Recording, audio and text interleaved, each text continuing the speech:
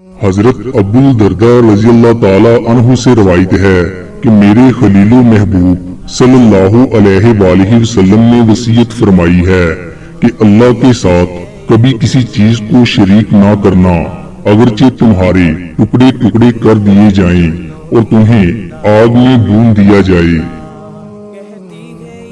اور خبردار کبھی جان بوجھ کر نماز نہ چھوڑنا، کیونکہ جس نے قصدن نماز چھوڑی تو اس کے بارے میں وہ ذمہ داری ختم ہوگی جو اللہ کی طرف سے اس کے وفادار اور صاحب ایمان بندوں کے لیے ہے، اور خبردار شراب کبھی نہ پینا، کیونکہ وہ ہر برائی کی کنجی ہے۔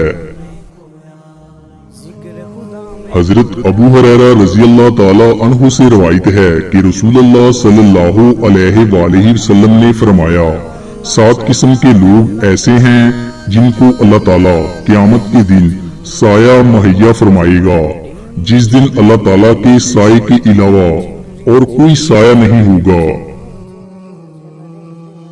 نمبر 1 عادل حکمران۔ نمبر 2 وہ نوجوان جو اللہ تعالیٰ کی عبادت میں پھلے پھولے۔ نمبر 3 جو شخص اللہ تعالیٰ کو تنہائی میں یاد کرے اور اس کی آنکھوں سے بے ساختہ آنسو بہہ نکلے۔ نمبر 4 وہ آدمی جس کا دل مسجد میں لگا رہتا ہو۔ نمبر 5 وہ 2 شخص جو ایک دوسرے سے اللہ تعالیٰ کی خاطر محبت کریں۔ نمبر 6 وہ شخص جسے کوئی خوب رو اور معزز عورت برائی کی دعوت دے اور وہ کہہ دے کہ میں اللہ تعالیٰ سے ڈرتا ہوں۔ نمبر 7 وہ شخص جو اس قدر چھپا کر صدقہ کرے کہ اس کے بائیں ہاتھ کو بھی پتہ نہ چلے کہ دائیں ہاتھ نے کیا کیا ہے۔ حضور صلی اللہ علیہ وآلہ وسلم نے فرمایا، جب تم میں سے کوئی جوتا پہنے تو داہنے پاؤں سے شروع کرے اور جب نکالے تو بائیں سے شروع کرے۔ ہونا یوں چاہیے کہ داہنا پاؤں پہننے میں پہلا ہو اور نکالنے میں آخری۔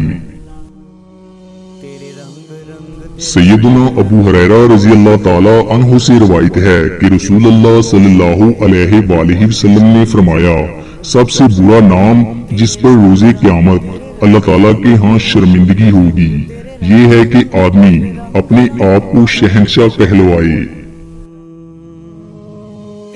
حضرت علی رضی اللہ تعالی عنہ سے روایت ہے کہ وہ بیان کرتے ہیں، انہوں نے رسول اللہ صلی اللہ علیہ وآلہ وسلم سے سنا، آپ صلی اللہ علیہ وآلہ وسلم نے سود کھانے والے، کھلانے والے، تحریر کرنے والے اور صدقہ نہ دینے والے پر لعنت کی، نیز آپ صلی اللہ علیہ وآلہ وسلم نے نوحہ گری سے منع فرماتے تھے۔ حضور صلی اللہ علیہ وآلہ وسلم نے فرمایا، اگر تم کو جنت پسند ہے تو اپنے بھائی کے لیے وہی پسند کرو جو اپنے لیے پسند کرتے ہو۔ حضور صلی اللہ علیہ وآلہ وسلم نے فرمایا، اذان اور اقامت کے درمیان دعائیں رد نہیں ہوتی، لہذا دعا مانگا کرو۔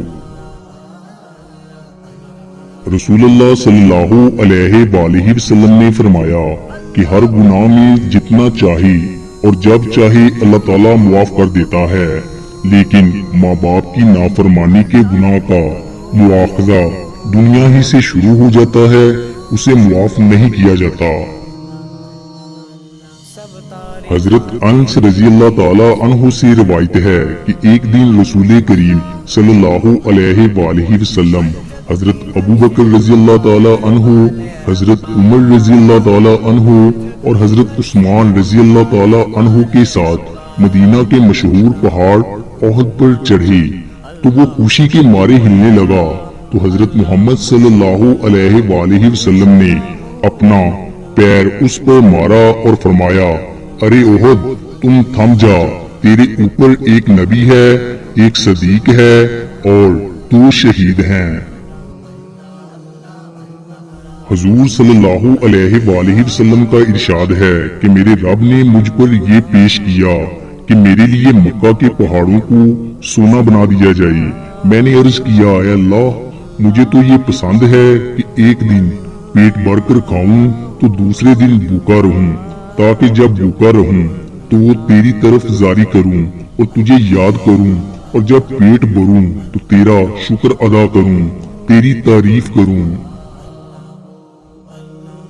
हजरत अबू हुरैरा रज़ियल्लाहु ताला अन्हु से रवायत है कि रसूलुल्लाह सल्लल्लाहु अलैहि वसल्लम ने इरशाद फरमाया कि जुमे के दिन में एक घड़ी ऐसी होती है कि अगर मुसलमान बंदे को हुस्ने इत्तफाक से खास उस घड़ी में खैर और भलाई की कोई चीज अल्लाह ताला से मांगने की तौफीक मिल जाए तो अल्लाह ताला उसको वो चीज अता फरमा देता है।